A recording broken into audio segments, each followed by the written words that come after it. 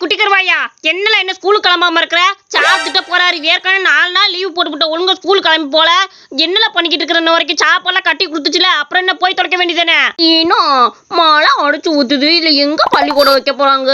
அவங்ககிட்ட இருக்க நியூஸ்லாம் பள்ளிக்கூடம் லீவுன்னு சொல்லி போட்டுட்டாங்களாண்ணா.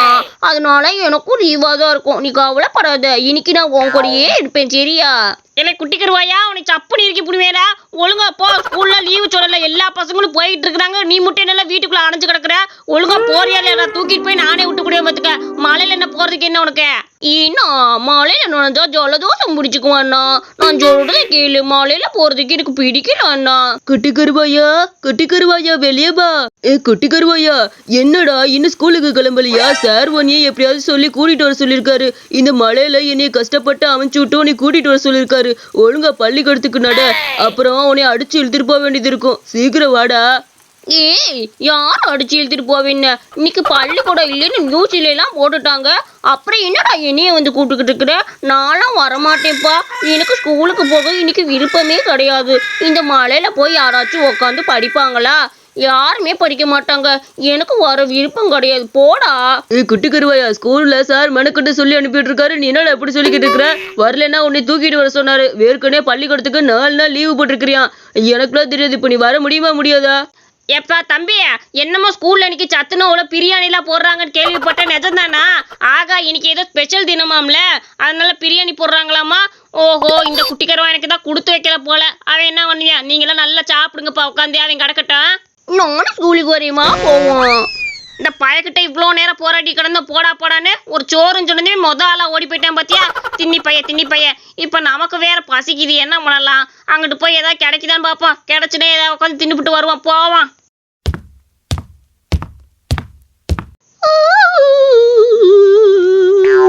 ஏன் முட்டையெல்லாம் பத்திரமா இருக்குது?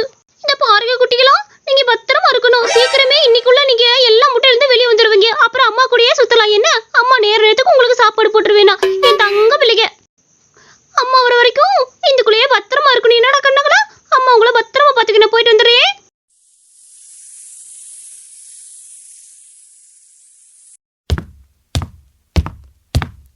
அடடா, எவ்வளவு கோழி முட்டையா இங்க கிடக்குது. அட, யார் இதை போட்டாங்க தெரியலையே. ஐயோ, நமக்கு நல்ல லக்கு தான். இன்னைக்கு எல்லா முட்டையும் எடுத்துட்டு போய் வேக வச்சு இன்னைக்கு காலையில பிரேக்ஃபாஸ்ட் இதை முட்டையவே முடிச்சு போட வேண்டியதே. நமக்கெல்லாம் கிடைக்க மாட்டேங்குது. ஒரு முட்டை வாங்குறதுக்கே வழி இல்லாம கிடக்குது. ஒரு 5 ரூபா 10 ரூபாவே கிடைக்க மாட்டேங்குது. பேச்சாடு இந்த முட்டையில எடுத்துட்டு போய் அவிச்சு போட்டு தின்னுக்கிட்டு உட்காந்துக்குவோம். ஐயா, எல்லா முட்டையும் எடுத்துருவான். டே கருவாயா, என்னடா கூட மாதிரியா கோழி முட்டை எடுத்துட்டு போயிட்டு இருக்கிற? எனக்கு எங்கடா? கருவாயா, எனக்கு இந்த முட்டையெல்லாம் குடுறா. எனக்கும் சாப்பிடணும் ஆசையா இருக்கு. கடையில போய் கேட்டா நிறைய ரேட்டு சொல்றாங்க. நான் என்ன நெளிச்ச வாயினா? நானே கஷ்டப்பட்டு இந்த முட்டையெல்லாம் எடுத்துட்டு வந்திருக்கிறேன். அதெல்லாம் நான் தர முடியாது. வேணா 50 ரூபா கொடு, இந்த முட்டையெல்லாம் கொடுக்குறேன். அடே, கடையிலே 50 ரூபா வராதுடா முட்டை. 10 ரூபா தரேன்டா கருவாயா. இந்த முட்டையெல்லாம் கொடு. உனக்கு மதியானம் ஸ்பெஷலா ஏதாவது சமைச்சு கொண்டு வந்து தரேன்டா. தங்க பிள்ளைல குடுறா தம்பியா, குடுறா. அப்ப சரி வச்சுக்க, 10 ரூபா கொண்டா. ஒழுங்கா மதியானம் நல்ல சமையலா சமைச்சு கொண்டு வந்து கொடுத்துருக்கணும், சரியா? இல்லைன்னு வச்சுக்க, திருப்பி வந்து இந்த முட்டையெல்லாம் வாங்கிட்டு போயிடுவேன். ஞாபகத்துல இருக்கட்டும். என்னைய பார்த்துனே உடச்சிடாம கொண்டு போ.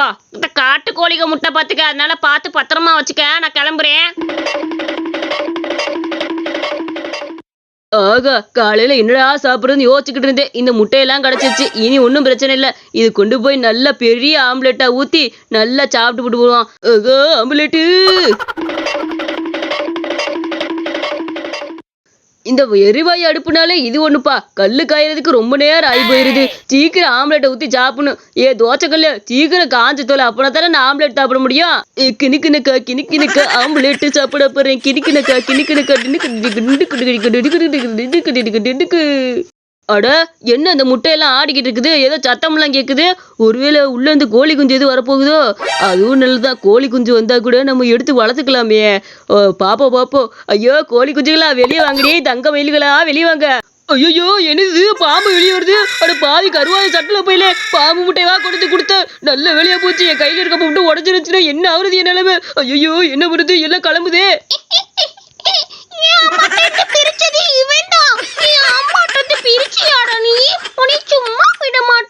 ஐயோ, ஓ அம்மா எடுத்து பிரிச்சது நான் இல்ல குட்டி பம்பு. அது கருவாய் போய்தான். உன்னை கோழி முட்டை நினைச்சு தூக்கிட்டு வந்துட்டியா? எதுவும் பண்ணிடாத, நான் ஓடி போயிடுறேன். ஐயோ, அங்கிட்ட அதோட அம்மா வருது. கீழே இருங்க.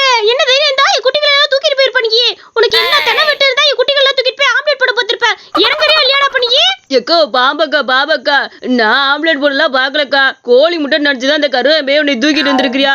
பாம்பு முட்டை தெரிஞ்சா நாங்க ஏக்காத எடுக்க போறோம். மன்னிச்சிருக்கா. ஏதோ தெரியாம வளர்ந்த பையன் ஆட்டுக்குள்ள இருந்து தெரியாம கோழி முட்டை தூக்கிட்டு போயிட்டான். அவனை நீ பழி வாங்க விட்டுட்டு என்னைய பழி வாங்கல என்ன அர்த்தம் இருக்குது? அவன் கூட தெரியாம தான் பண்ணிருப்பியா? கோழி முட்டை நினைச்சு தூக்கிட்டு வந்துட்டியா? எக்கோ குட்டி எல்லாம் சமத்தா அங்க தூங்குது, அங்க போய் எடுத்துக்கக்கா. தயவு செஞ்சு நீ விட்டுரு.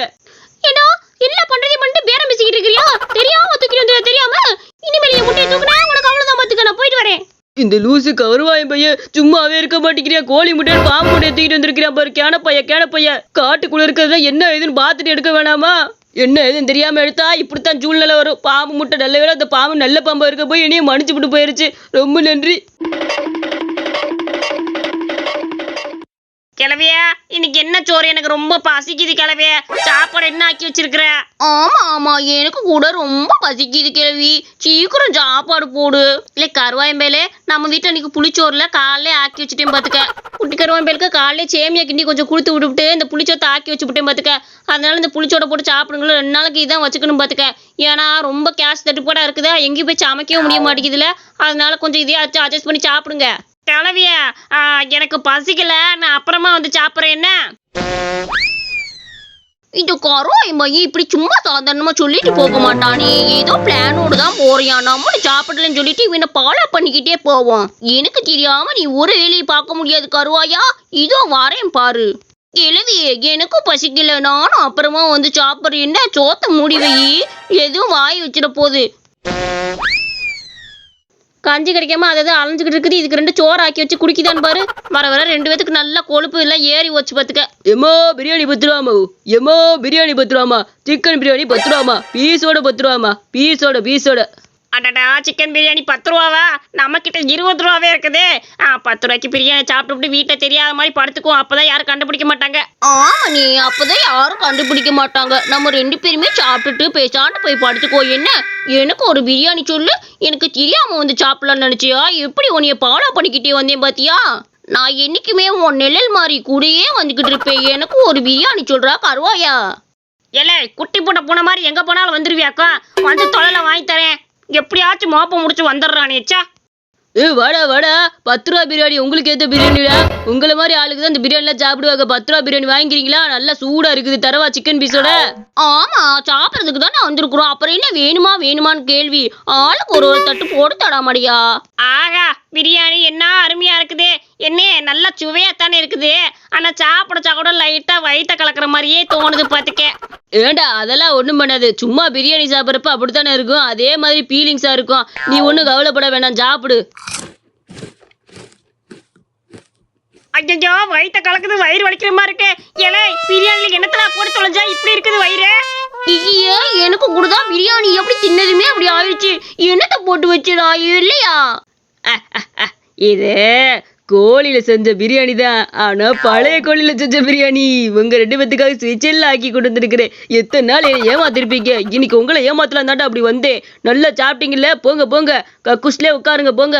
ஐயோ நேரம் பார்த்து பழி வாங்கி தொலைச்சு விட்டானே இந்த வெள்ளையம்மைய. நான் சும்மா விட மாட்டேன். இன்னொரு நாள் வச்சுக்கிட்டேன் உனைய. கிளவியே நீ வீட்டுல எப்பவுமே ஒரு கசாயம் வச்சு தருவியே வயிற்று சரியில்லைன்னா அந்த கசாயத்தை சீக்கிரம் ரெடி பண்ணி. எங்க 2 பேத்துக்கும் வயிறு சரியில்லை. ஆமா கிழவி எனக்கும் வயிறு சரியில்லை. சீக்கிரம் ரெடி பண்ணி முழிச்சுக்கிட்டு நின்றுக்கிட்டு இருக்க சீக்கிரம். இல்ல நீங்க 2 பேரும் மதியானமும் சாப்பிடல, வேற எதுவுமே சாப்பிடல. அப்புறம் எப்படி உங்களுக்கு வயிறு சரியில்லாம போகும்? எனக்கு ரொம்ப சந்தேகமா இருக்கு. நீங்க என்னத்த சாப்பிட்டு வந்தீங்க? இதுக்கு மேல உண்மையை மறைக்கல. நாங்க 2 பேரும் ரோட்ல 10 ரூபா பிரியாணி வாங்கி தின்னோம். கெட்டு போன கறியை போட்டு செஞ்சு வச்சுப்பான் போல. அதான் ஒரு மாதிரி வயிற்ற கலக்குதே. சீக்கிரம் குடுக்கலவி கசாயத்தை. இல்ல வீட்டுல பக்குவமா புளிச்சோறு செஞ்சு வச்சா நீங்க கடையில போய் பிரியாணி எடுத்துட்டு வரீங்க. அது 10 ரூபா பிரியாணி எப்பல இருக்கும்? நாரி போன கறியை போட்டு செஞ்சு வச்சிருப்பியா, அதை போய் வாங்கி சாப்பிட்டீங்க. இனிமேலாவது எல்லாம் சாப்பிடாம இருப்பீங்களா? இது பாடமா இருக்கட்டும். இந்த கதை உங்களுக்கு பிடிச்சிருந்துச்சுன்னா மறக்காம நம்ம அனிமேஷன் ஸ்டோரிஸ் சேனலுக்கு சப்ஸ்கிரைப் பண்ணிக்கோங்க.